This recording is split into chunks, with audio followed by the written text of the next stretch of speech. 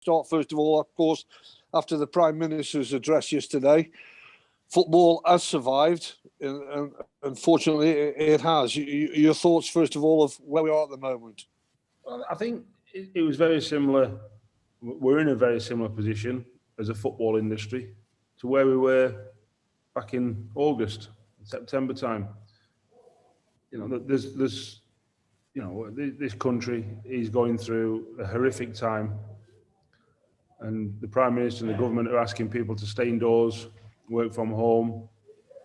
What's the one thing that the majority of people in this country look forward to? Seeing a game of football on TV every night. Now, I appreciate that's the Premier League and not League One. However, we all know the pyramid is a very strong and very secure pyramid in this country. So if you then take that away as well, you're going to really harm a lot of people's mental well-being. That's 100%, I'm unequivocal in that opinion. But you're also going to put something like a £5 billion industry on its knees. It's one of the biggest industries in the whole country, the football industry.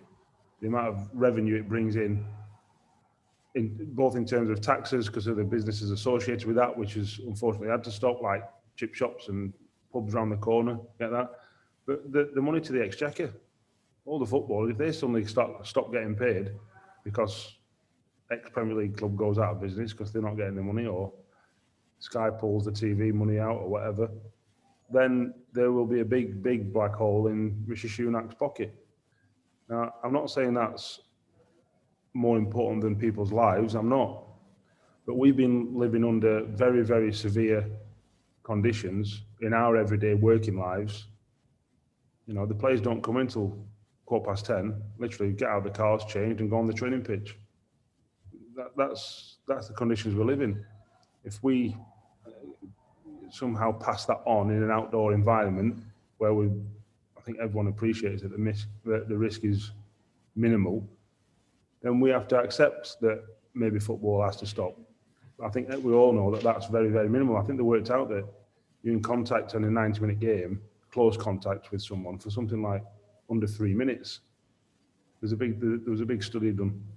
So, the risk is minimal playing football. You've just got to make sure that you're not sat in a canteen eating your dinner next to each other, which the players aren't. They're having a sandwich in their own car and coming back. So there's the restrictions and the conditions that the EFL have put in place, and I'm under the impression that it will get even stricter for us, means that football can carry on securely and safely, without fear of making the pandemic any worse. So we hope that continues. You talked about further restrictions. There is a call from the EFL that you're going to get more testing. I think you'll be in favour of that, especially if you can get some financial help, because it is a costly exercise, isn't it, testing and providing all the sanitation and everything at your level. Yeah, of course. But we've already had a handout. I can't remember off the top of my head how much we got. It was 300 odd grand. That's going to help, of course. And, that handout wasn't to write, and address the books of every football club. If you were in a bad way before the pandemic came around, then that might be a drop in the ocean, I don't know.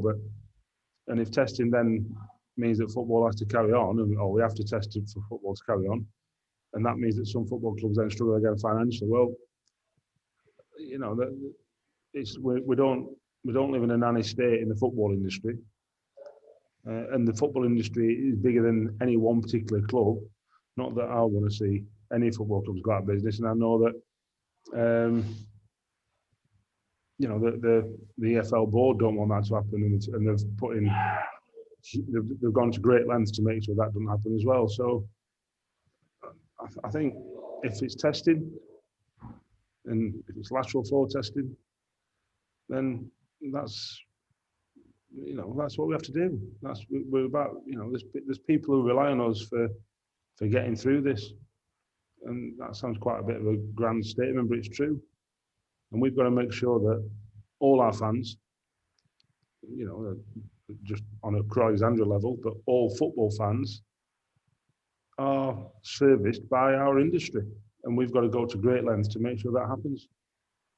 You've got a relatively young squad and you're renowned for producing young players and working with young players. Are you constantly reminding your players of the rules and their behaviour? Because unfortunately, we've seen at the weekend, it wasn't particularly good for some footballers, was it? Yeah, we remind them every day. Now, I think on the flip side, we've got a lot of young players who still live with their parents because they are that young, which helps. Because I'm pretty certain the parents will be saying the same message as us. And if the players don't hear it from us or don't believe it to be the case, then they can infect their parents that might be, 40s, 50s and 60s. And it makes it far more real to them. So that helps. But then the ones that live on their own tend to be living with a girlfriend that also, in my experience, if my wife's anything to go by, she's cautious. And I think women generally, I don't want to sound sexist in any way, but I think their mothering instincts and natural, evolutionary DNA inside all women tend to be protectionist in their outlook, and my wife's no different. I would imagine the players' girlfriends and wives are the same. So there's a united message that they're getting from us on a, if not daily, but very regular basis, from myself and the doc. And I would imagine they get it from either the parents or the wives and girlfriends. Never mind listening to it on the telly or in the news. So, the ones that are falling foul is unfortunate. I can't live their lives for any players. And we hope that they adhere to the rules. We hear stories fairly regularly of certain players being at, New Year's Eve parties, Boxing Day parties, this player being here or there, or we've even seen managers come out and say, oh, the football clubs are getting sloppy, and then it happens to them for their football club. You're living in hope that the players adhere to the rules, but you can't live their lives for them. That's not an excuse. I can't be 30 people's father. I just can't. And all you can do is give them the moral outlook and hope that their morals stay the right side of the line. Well, unfortunately, you didn't play last weekend because it caught up with Shrewsbury. Can you bring us up to date with what's happening this week in terms of, is it potentially a game for you? Potentially. So where are you with that? What are you waiting on now? Is it a Rochdale game that could be rearranged? Yes. I've had an email from the ground. We spoke to Rochdale last night before the Prime Minister spoke to try and get that sorted. I'm not sure it's been fully confirmed yet. I don't know, but I've certainly had an email from the ground that's CC'd all the directors in. So it seems as though that's the case, although I haven't had official confirmation from the EFL passed to me. But I can't see the EFL refusing. And I think both clubs are wanting to play the game. So why not? I think you said last week, you were looking forward to working with the players out on the training ground. You have had some days to do that, but you have got to keep them fixtures going, haven't you? You don't want to be having to extend your season and be playing Thursday, Tuesday, Saturday, Sunday, whatever it may be. The season won't get extended. There's no chance. FIFA and UEFA will see to that, or UEFA will see to that. The season has to finish on a certain date. There's absolutely no way it'll get extended. I'll be very, very surprised. Very surprised. And you got to, like I say, you got to play the games.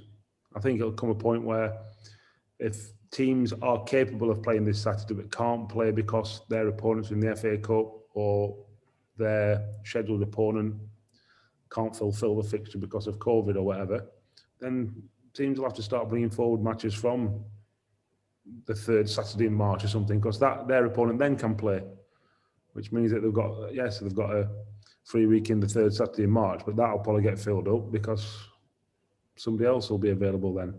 That's what's got. You've got to be a bit more flexible, I think, in our approach, to make sure the fixtures get played.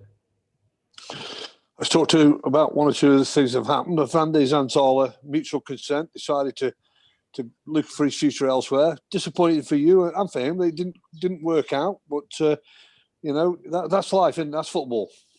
Yeah, we wish Ozzy all the best. He's a good kid, and he's going to have a future in the game. There's no danger about that because he works his socks off. It just wasn't quite right for us. We brought him in as the first sign of the summer because it was too good a deal to turn down. But then, we brought obviously Mika in and Port's re-signed, and he couldn't quite get a look in. And I understand where he's coming from. And will it leave us short? Well, with the size of our squad, it's not going to mean we're overloaded with players, that's for sure. But at the same time, I'm not going to stand in anyone's way. He wants to go and play football, and I admire him for backing himself to go and play football wherever he plays for next. So, we wish him all the best, and we look forward to seeing him scoring some goals. Just hopefully not against us. You just mentioned Mikael Mantron there. I know Mark Beckles is the other one I'm going to bring into this sort of conversation. They were two players that you did sign in the summer and have been really part of where you are at the moment and gelled into your way of working. What's the state of play with their futures, Dave? Are you in talks with them? Do you want to try and extend their contracts? In talks. To extend their contracts? No, we're just talking. We're just because. So, how would you feel that for your benefit, for what you've done, and you've brought them to the club, and they've seen what you like and how you work? You've got some hope there that can happen? Yeah. Well, like I said, these things. It's not very often that they're done and dusted in 3 days. I'd say Luke Offord's contract were done within 3 days. It was just like, yeah, he's doing great. This, and this. Can he have a bit of that and a bit of this and a bit of that? Yeah, no problem. That's fine. Boom, done. Normally they take a matter of weeks, if not months, and it's not easy. Especially in the current climate where channels of communication might be different. Obviously, people tend to have far more things going on that might be taking up more of their time. They can't just have a coffee with someone. They have to make sure they get a Zoom meeting, which takes, there's 10 minutes before it and there's 10 minutes after it. All that you know what I mean? Everything might take longer, even though it's more remote. So things, are different and sometimes take longer. But we're I don't know, 3/5 down that road and to get a decision, and hopefully we'll get a good decision when we get to the end of the road. While we're still waiting for fixtures to start for you, the fans are still talking about, what January is. It's the big talking point, isn't it? Of course, does it strengthen your hand a little bit in finances that Offrande Zanzala you've agreed to release and to bring people in? I don't know. We'll find out, won't we? We'll find out during the course of the month, really.